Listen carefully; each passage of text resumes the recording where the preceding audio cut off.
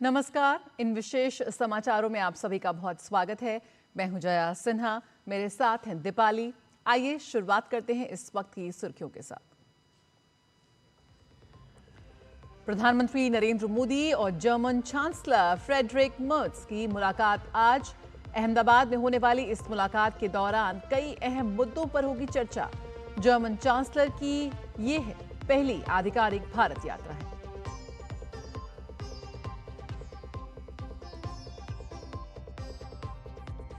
स्वामी विवेकानंद की जयंती पर आज देश मना रहा है राष्ट्रीय युवा दिवस। पीएम मोदी होंगे भारत यंग लीडर्स डायलॉग के समापन सत्र में शामिल। प्रधानमंत्री करेंगे युवा प्रतिनिधियों से बातचीत।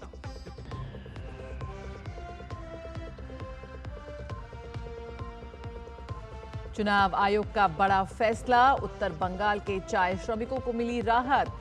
सिनकोना प्लांटेशन रिकॉर्ड्स को एसआईआर सुनवाई में वैध दस्तावेज के रूप में मान्यता दिए जाने का किया फैसला।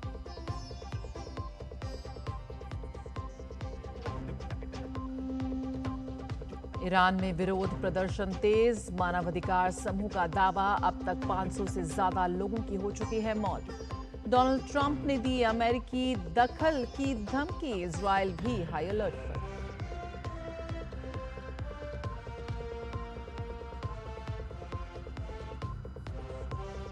और इसरो का साल का पहला लॉन्च आज। श्रीहरिकोटा से लॉन्च होगा PSLV C62 EOS N1 mission.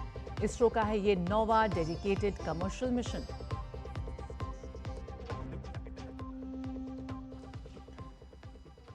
प्रधानमंत्री नरेंद्र मोदी आज जर्मनी के चांसलर फ्रेडरिक मर्ज से अहमदाबाद में मुलाकात करेंगे। फ्रेडरिक मर्ज आज से भारत की आधिकारिक यात्रा पर हैं। जर्मन चांसलर की भारत की ये पहली आधिकारिक यात्रा है। इस दौरान दोनों नेता द्विपक्षीय रणनीतिक साझेदारी में अब तक हुई प्रगति की समीक्षा करेंगे। द्विपक्षीय वार्ता में व्यापार और निवेश, प्रौद्योगिकी, शिक्षा, कौशल विकास और गतिशीलता में सहयोग को और मजबूत करने पर फोकस होगा। साथ ही रक्षा और सुरक्षा, विज्ञान, नवाचार और अनुसंधान, हरित और सतत विकास सहित दोनों देशों के लोगों के बीच संबंधों के अहम क्षेत्रों में सहयोग को आगे बढ़ाने पर भी बात होने की उम्मीद है। प्रधानमंत्री मोदी और चांसलर मर्ज क्षेत्रीय और वैश्विक महत्व के मुद्दों पर भी विचारों का आदान प्रदान करेंगे और दोनों देशों के व्यापार और उद्योग जगत के नेताओं के साथ बातचीत करेंगे। इसके अलावा दोनों नेता साबरमती आश्रम जाएंगे और साबरमती रिवर फ्रंट पर अंतर्राष्ट्रीय पतंग महोत्सव में भी भाग लेंगे।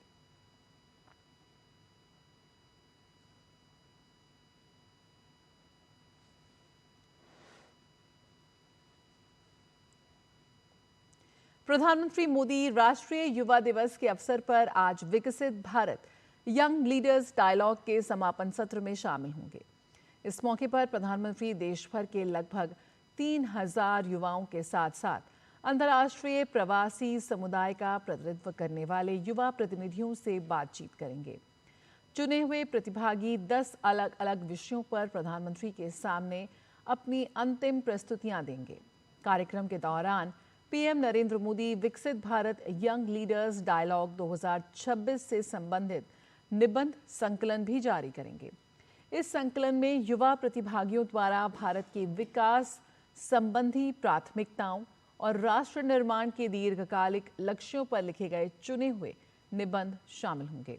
विकसित भारत यंग लीडर्स डायलॉग में देश भर से 50 लाख से अधिक युवाओं ने अलग अलग स्तर पर हिस्सा लिया है। भारत के युवाओं और राष्ट्रीय नेतृत्व के बीच बातचीत को आसान बनाने हेतु इस डायलॉग की शुरुआत की गई थी। केंद्रीय गृह एवं सहकारिता मंत्री अमित शाह आज नई दिल्ली में institute of chartered accounts of India की ओर से आयोजित सहकारिता चिंतन शिविर में मुख्य अतिथि के रूप में शामिल होंगे।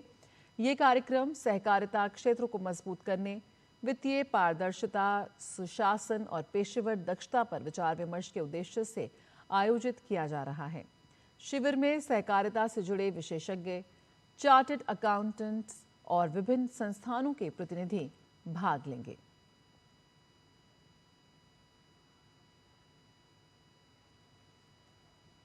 भारतीय अंतरिक्ष एजेंसी इसरो आज श्रीहरिकोटा से अपने सबसे भरोसेमंद रॉकेट PSLV C-62 को लॉन्च करने के लिए पूरी तरह तैयार है।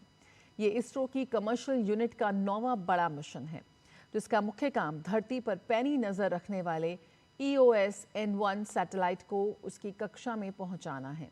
इस बार PSLV के खास DL वेरिएंट का इस्तेमाल हो रहा है और ये इस रॉकेट की कुल 64वीं उड़ान होगी। मुख्य सैटेलाइट के साथ ही दुनिया के अलग अलग देशों के 15 और छोटे उपग्रह भी अंतरिक्ष की सैर पर निकलेंगे। इस मिशन में स्पेनिश स्टार्टअप के KID किड कैप्सूल का भी परीक्षण होगा, जो अंतरिक्ष से वापस धरती पर लौटने वाली तकनीक को परखेगा। प्री लॉन्च की सभी तकनीकी जांच पूरी हो चुकी है और अब बस काउंटडाउन खत्म होने का इंतजार है। पश्चिम बंगाल के उत्तरी 7 जिलों के चाय बागान श्रमिकों को बड़ी राहत मिली है। चुनाव आयोग ने इन श्रमिकों की SIR से संबंधित आशंकाओं को दूर कर दिया है। दार्जिलिंग, कालिम्पोंग, अलीपुरद्वार, जलपाईगुड़ी, कूच बिहार और उत्तर व दक्षिण दिनाजपुर के चाय बागानों में कार्यरत कई श्रमिकों को सुनवाई के लिए नोटिस मिले थे।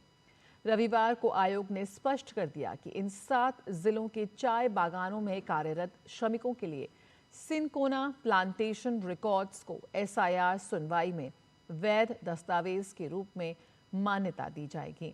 दरअसल ये मामला तब प्रकाश में आया जब दार्जिलिंग के भाजपा सांसद राजू बिस्ता ने आयोग को पत्र लिखकर मांग की थी कि चाय श्रमिकों के कार्य जीवन से जुड़े दस्तावेजों को भी SIR में मान्यता दी जाए। उनका तर्क था कि ब्रिटिश काल से ही इन श्रमिकों के पास बागान में काम करने के प्रमाण के अलावा अन्य कोई दस्तावेज नहीं है। इस पर सुवेंदु अधिकारी ने कोलकाता में प्रेस कॉन्फ्रेंस कर सांसद राजू बिस्ता की मांग का पुरजोर समर्थन किया था और TMC सरकार पर चाय श्रमिकों के हित में काम न करने का आरोप लगाया था। इस पूरे मामले को चुनाव आयोग ने संज्ञान में लिया और तब उन्हें राहत देते हुए उनके कार्य से संबंधित दस्तावेज को वैध करार दिया है। केंद्रीय इलेक्ट्रॉनिक्स एवं सूचना प्रौद्योगिकी मंत्री अश्विनी वैष्णव अमेरिका की यात्रा पर रविवार को वाशिंगटन DC पहुंचे।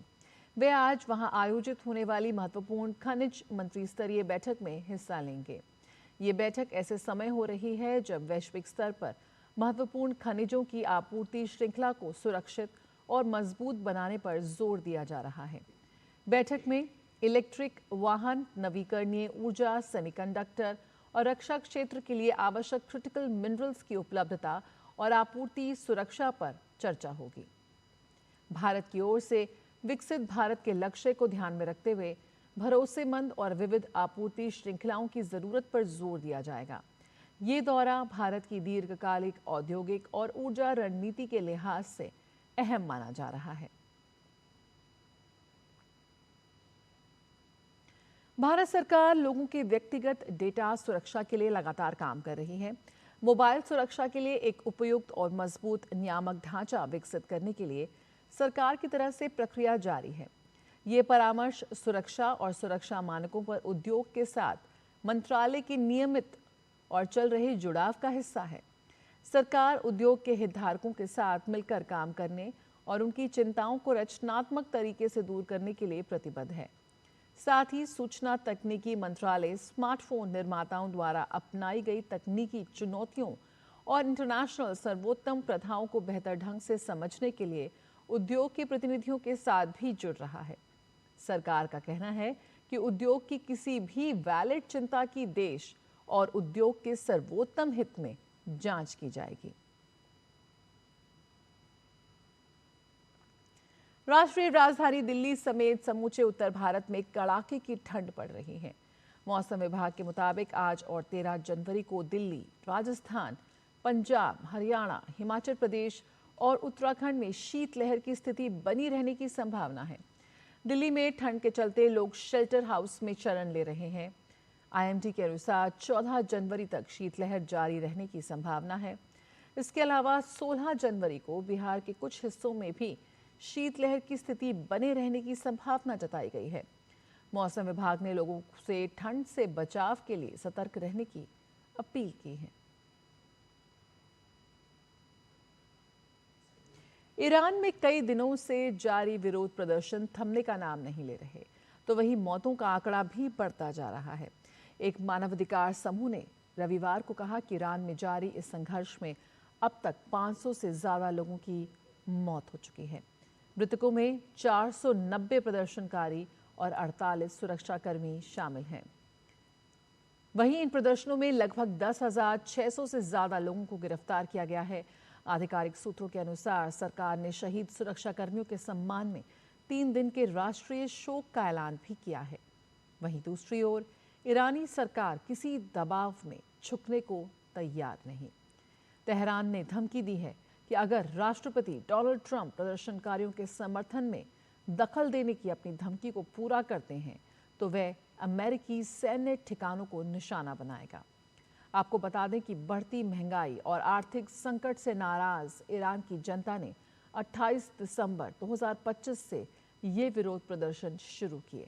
हालांकि ईरान की सरकार इसके लिए इजराइल और अमेरिका को दोषी ठहरा रही है।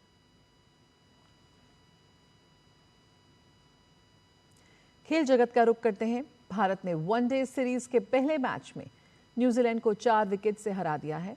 इसी के साथ टीम इंडिया ने 3 मैच की सीरीज में 1-0 की बढ़त बना ली है। दूसरा मैच 14 जनवरी को राजकोट में खेला जाएगा।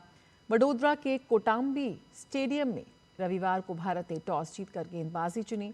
न्यूजीलैंड ने 50 ओवर में 8 विकेट पर 300 रन बनाए। जवाब में भारतीय कीव ने 49 ओवर में 6 विकेट खोकर जीत हासिल कर ली। केएल राहुल ने क्रिस्टियन क्लार्क की बॉल पर छक्का लगाकर जीत दिलाई। उन्होंने नाबाद 29 रन बनाए। विराट कोहली ने 93, श्रेयस अय्यर ने 49 और कप्तान शुभमन गिल ने 56 रन बनाए। न्यूजीलैंड के काइल जेमिन्सन ने 4 विकेट हासिल किए।